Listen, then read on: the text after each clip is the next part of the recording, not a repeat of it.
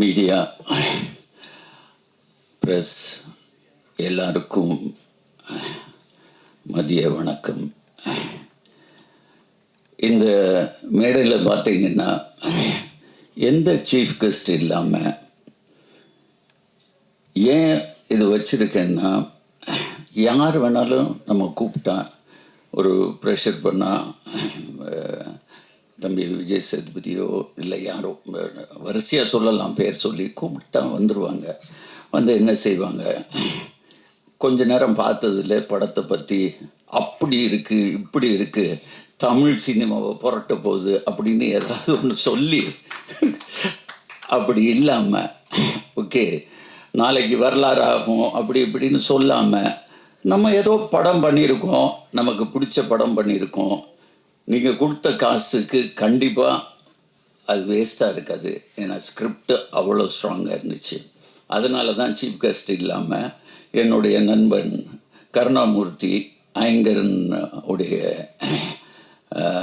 Managing director Karuna, எல்லாத்துக்கும் ஒரு வணக்கம் போட்டுரு கருணா. தென் இன்னொரு சீஃப் கெஸ்ட் டைமண்ட் பாபு, மேலே வாங்க மேலே வாங்க, இவர் தான் மேலே வாங்க பாபு, பாபு சார் மேலே வாங்க. என்னுடைய முதல் படத்தில் ஊமை வெளிகளில் அவருக்கு ஒரு சேர் போட்டுடலாமா,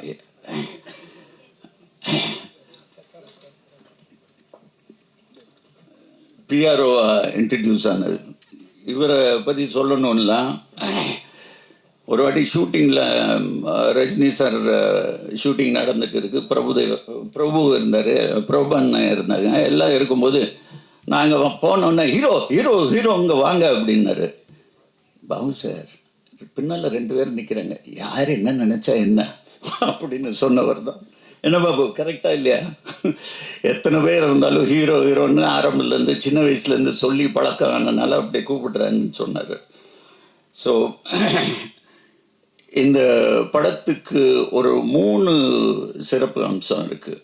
ஒன்று, எல்லாருமே புது டெக்னீஷியன். நான் முதல்ல கீர்த்தி சொன்னதுக்கப்புறம் ஒரு 2 வருஷத்துக்கு முன்னால் கதையை கேட்டோன்னே எனக்கு அது பிடிச்சிச்சு. இவன் கூட மதனா வந்தான், மதன்னு ஒரு பையன் வந்தான், இவனுடைய அசிஸ்டன்ட் டைரக்டர். நல்லா இருக்குப்பா, இது கொஞ்சம் ஒர்க் பண்ணணும், உனக்கு அது பிடிச்சிச்சுன்னா நானும் சேர்ந்து ஒர்க் பண்ணால் தான் நம்ம பண்ண முடியும், சார் பண்ணலாம் அப்படின்னா. இல்லை அப்படி உனக்கு இஷ்டம் இல்லைன்னா நீ போயிட்டு வா அப்படின்னு. சரி சார் அப்படின்னு போனால் ஒரு 4 நாள் கழித்து திரும்பி வந்துட்டான். இல்லை சார் நம்ம ஒர்க் பண்ணி பண்ணுவோம் அப்படின்னா. சரி பண்ணும்போது உட்காந்துட்டு, சார் யூனிட்டாக எல்லோரும் ஒன்றா நாங்கள் சேர்ந்து பண்ணணும்னு ஆசைப்பட்டோம். யூனிட்டாக? யார் யூனிட்டு? மியூசிக் டைரக்டர் புதுசு, எடிட்டர் புதுசு. அப்படியா? சரி, அவங்க எல்லாத்துக்கும் திறமையாக இருக்கா சார் கேட்குறீங்களா அப்படின்னா. ஒன்றும் வேண்டாம், சரி வர சொல்லு, எல்லோரும் வெளியே தான் நிற்கிறாங்க, வரிசையாக கூப்பிட்டுட்டு வரேன்னு வரிசையாக எல்லாத்தையும் கூப்பிட்டுட்டு வரான். அப்படி வரிசையாக உள்ளே வந்தவங்க தான். அதில் மியூசிக் டைரக்டர் வேறு. என்னடா எடுத்துகிட்டு வந்த நீ? ஸ்பீக்கர்ஸு எல்லாத்தையும் எடுத்துகிட்டு வந்துட்டான். லேப்டாப் ஸ்பீக்கர்ஸ் எடுத்துகிட்டு வந்து இதுக்கு இப்படி ரீரெக்கார்டிங் வச்சுருக்கேன் அப்படின்னு சொல்ல ஆரம்பித்து எனக்கு உண்மையிலே இம்ப்ரெசிவாக இருந்துச்சு. சரி, நம்ம தான் எல்லாத்துக்கும் ஒரு வாத்தியார் மாதிரி இருக்கோமே, நம்ம எக்ஸ்பீரியன்ஸ் உள்ளே போட்டுட்டு இவங்க கூட சேர்ந்து ஒர்க் பண்ணுவோம். இவங்க சின்சியாரிட்டி பற்றி சொல்லணுன்னா, ஃபர்ஸ்ட் ஷெட்யூல் நாங்கள் ஒடிசா போகிறோம். ஒடிசாவில் இவங்களை ட்ரெயினில் அனுப்பிச்சிட்டு நான் ஃப்ளைட்டில் போயிட்டேன்.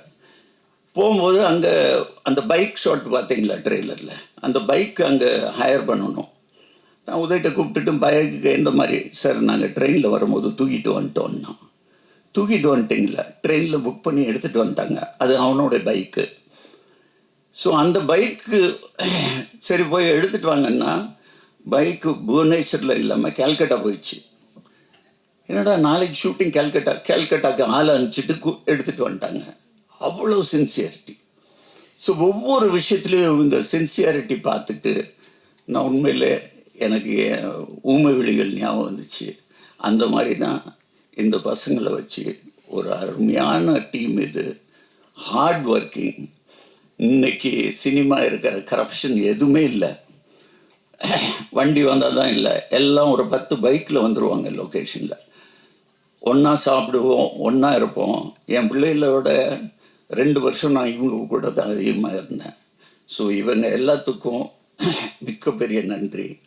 தென் இந்த படத்தில் இவங்க சொன்னது வரிசையாக சொல்லலாம். இவங்க எல்லாம் சொன்னாங்க, சார் நீங்கள் என்ன சொன்னாலும் சரி அது எல்லாம் உண்மை, எல்லோரும் உண்மை. ரமேஷ் திலக் வரல, அவனும் அதுதான் சொன்னான். சார் பணம் அப்புறமா பேசுவோம். ஆதித்ய மேனன் அப்படி தான் சொன்னான், பிரேம் அப்படி தான் சொன்னான், எல்லாருமே அப்படி தான். உண்மையில் எனக்கு என் மேலே ஒரு பெருமை ஆயிடுச்சு. அடப்பாவுமே இப்போவும் ஜனங்க நம்மளை நல்லவன் நம்பிட்டு இருக்காங்களே. ஆனால் உண்மையில் நான் இவங்க சொல்கிறதோட நான் முன்னால் இருக்கணும், நான் அஹெடாக இருக்கணும்னு சொல்லி இவங்களுக்கு எல்லாம் ஏற்பாடு பண்ணேன். இந்த படம் நிச்சயமாக உங்களுக்கு மட்டும் இல்லை, ஜனங்களுக்கு பிடிக்கும்.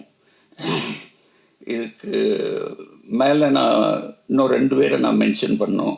என்னுடைய நண்பன் இணைந்த கைகளில் ஊமை வெளிகளில் பண்ண செல்வகுமார், அவர் நான் இந்த படத்தில் ஒரு கேமரா சூப்பர்விஷன் மாதிரி பண்ண வச்சேன்.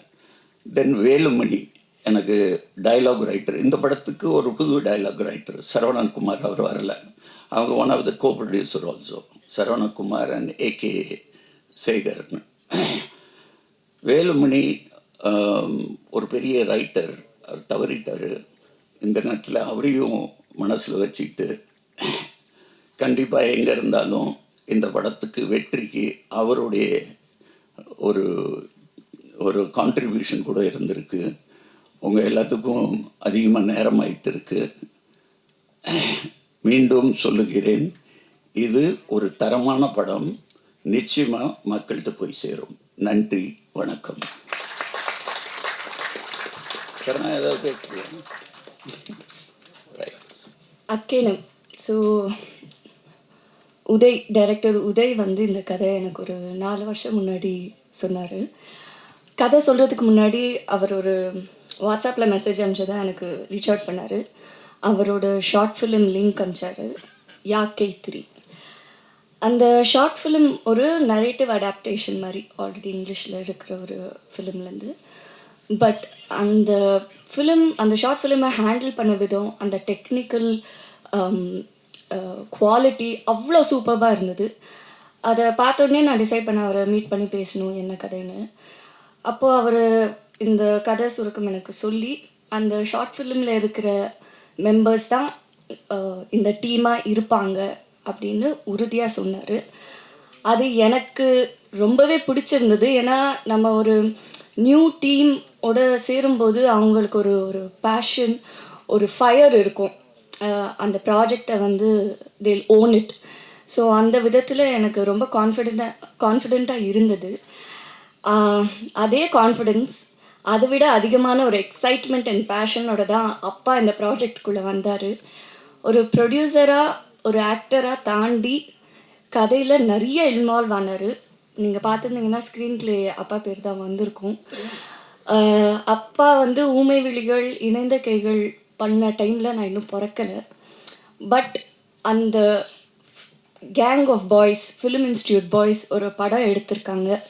அவங்க எடுக்கும் போது எப்படி எடுத்திருப்பாங்க, என்ன பேஷன் இருந்திருக்கும், டே அண்ட் நைட் என்ன ஒர்க் பண்ணியிருப்பாங்கன்ற ஒரு ஐடியா, ஒரு சாயல் அப்பா இந்த ஃபிலிமில் ஒர்க் பண்ணும்போது என்னால் பார்க்க முடிஞ்சது. ஏன்னா இந்த குரூப் ஆஃப் பாய்ஸ், வெள்ளை சட்டை போட்டிருக்காங்கல்ல, இந்த குரூப் ஆஃப் பாய்ஸோட ஒரு அந்த கேங்கோட அப்பாவும் சேர்ந்து இதில் ஒர்க் பண்ணியிருந்தார். ஸோ என்னால் அது எக்ஸ்பீரியன்ஸ் பண்ண முடிஞ்சது. ஸோ நான் கம்ப்ளீட்டாக வெறும் ஒரு ஆக்டராக மட்டும்தான் இந்த ப்ராஜெக்டில் ஒர்க் பண்ணியிருக்கேன்.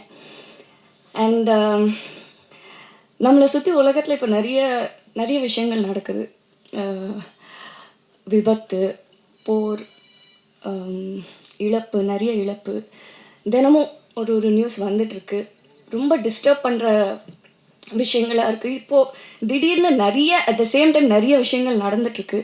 இந்த தருணத்தில் எனக்கு எப்போவுமே தினசரி இருக்கிற ஒரு கேள்வி வந்து, நம்ம என்ன பண்ண முடியும், நம்மளால் என்ன கான்ட்ரிபியூட் பண்ண முடியும்.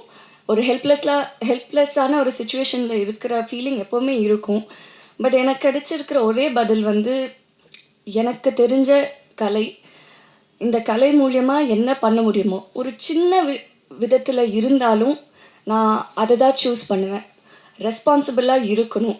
நான் பண்ணுற கதைகள் சரி, நான் தேர்ந்தெடுக்கிற கதாபாத்திரமும் சரி, ஒரு ரெஸ்பான்சிபிலிட்டியோடு இருக்கணும்னு இப்போ வரைக்கும் நான் நம்பி அப்படி தான் கதைகள் பண்ணியிருக்கேன். அந்த விதத்தில் தான் இந்த கதையும் நான் பண்ணியிருக்கேன். அண்ட் எப்போவுமே மக்களும் மீடியாவும் என்னை ரொம்பவே சப்போர்ட் பண்ணியிருக்கீங்க. அது நான் டைம் எடுத்து பண்ணாலும் அது ஒரு அப்ரிசியேஷன் எப்போவுமே இருந்திருக்கு. அதே மாதிரி இதுக்கும் நீங்கள் ஒரு அக்செப்டன்ஸ் அண்ட் அப்ரிசியேஷன் நிறைய பேருக்கு கொண்டு போய் சேர்ப்பீங்கன்னு நான் நம்புகிறேன். குயிக்காக அந்த படத்தில் இருக்கிற main team, of course Uday director, the captain of the ship, அவரோட விஷன் அண்ட் அவரோட ஐடியாஸ், அவர் சொன்ன மாதிரி அவங்க அம்மா அப்படின்னு சொன்னாங்கல்ல, நான் ஃபஸ்ட்டு அவர்கிட்ட கேட்டிருந்த கேள்வியும் அதுதான். நீங்கள் ஏன் ஃபீமேல் பர்ஸ்பெக்டிவ் எழுதணும் அப்படின்னு யோசிக்கிறீங்கன்னு. என் லைஃப்பில் எங்கள் அம்மா தான் எனக்கு, she is the strongest woman. So எனக்கு நான் கதை எழுதும் போது எனக்கு ஒரு உமனாக தான் இது எழுத முடிஞ்சது அப்படின்னாங்க. ஸோ இந்த படம் வந்து உமன் சென்ட்ரிக், பெண்களுக்கான படம் அப்படியெல்லாம் கிடையாதுங்க. It's actually a film. ஒரு படத்தில் ஒரு கதாபாத்திரத்துக்கு சில விஷயங்கள் நடக்குது. அந்த சுச்சுவேஷனில் அவங்க எப்படி ஹேண்டில் பண்ணுறாங்க, அதை கடந்து எப்படி போகிறாங்கன்றது தான் படம். அது பெண்ணாகவும் இருக்கலாம், ஆணாகவும் இருக்கலாம் நம்ம நிஜ வாழ்க்கையில். ஸோ இது மேல் சென்ட்ரிக்குன்னு சொல்ல மாட்டோம். அதே மாதிரி இது உமன் சென்ட்ரிக்குன்றது கேட்டகரைஸ் பண்ண வேண்டாம். It is a film, protagonist female அப்படின்னு தான் நான் பார்க்குறேன். அண்ட் அந்த விதத்தில் தான் அவரும் இந்த கதையை கொண்டு வந்தார். அண்ட் பரத் மியூசிக் சூப்பர்பாக இவர் கார்த்திக் நேதா சார் சொல்லியிருந்தார். எல்லா வடிவத்துலேயும் இருக்கிற ஒரு different kind of music sounding இருக்குது இந்த படத்தில். ஒரு சாங்லேயும் பேக்ரவுண்ட் ஸ்கோரும் அதே மாதிரி தான் இருந்திருக்கு. அண்ட் விக்கி ஆன் செட், இவங்க வந்து சொல்கிறது வந்து இல்லை ரொம்ப ஸ்வீட்டாக இருந்தாங்க, கைண்டாக இருந்தாங்க. அதெல்லாம் தாண்டி ஒருத்தவங்க ஒரு டீம், இவ்வளோ யங் டீம் வந்து அவ்வளோ பேஷனேட்டாக இருக்கும் போது, ஏன்னா அவங்கள பார்க்கும் போதே தெரியும் டே நைட் தூங்காமல் தான் வந்து வேலை செஞ்சிட்ருக்காங்க.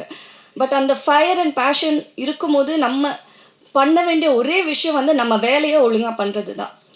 அது வந்து இவங்க கைண்ட்னஸ் அப்படின்னு தான் பார்க்குறாங்க தவிர அது அப்படி கிடையாது. நம்ம வேலையை நம்ம ஒழுங்காக பண்ணோன்னா ஒரு டீம் எஃபர்ட் எப்போவுமே ஒரு நல்ல ஒரு க்ரியேஷனை கொண்டு வரும்னு நான் நம்புகிறேன். ஸோ அந்த விதத்தில் தான் இருந்தது. Thank you entire team. அண்ட் அப்பா அஃப்கோர்ஸ் தேங்க்யூ. எப்போதுமே ஒரு big support. My hero, my super hero. Thank you so much அப்பா. தேங்க்யூ. இன்னொன்று, இந்த கதையில் எனக்கு ரொம்ப பிடிச்ச விஷயம், நான் ரொம்ப எக்ஸைட்டான விஷயம் வந்து, நான் ஒரு கேப் டிரைவர். எனக்கு டிரைவிங் ரொம்ப ரொம்ப பிடிக்கும். If not for an actor, maybe நான் ஒரு ரேசராக இருக்கலாம். நடுவில் அதை வேறு நான் எங்கள் அப்பா கிட்ட சொன்னேன், அப்பா எனக்கு ரேசிங் ட்ரை பண்ணணுன்னெல்லாம். ஏன்னா எனக்கு ரொம்ப பிடிச்ச விஷயம் வந்து டிரைவிங். ஸோ இந்த படத்தில் 2 கேமரா வச்சு ஆல்மோஸ்ட் ஃபுல் ஃப்ரண்ட் கவர் ஆகிடும். எதுவுமே தெரியாது, ரோடு தெரியாது. ஆனாலும் நாங்கள் வந்து ரோடில் அப்படி ஷூட் பண்ணோம். நான் ரொம்பவே என்ஜாய் பண்ணேன். But yeah, thank you for that Uday. Thank you.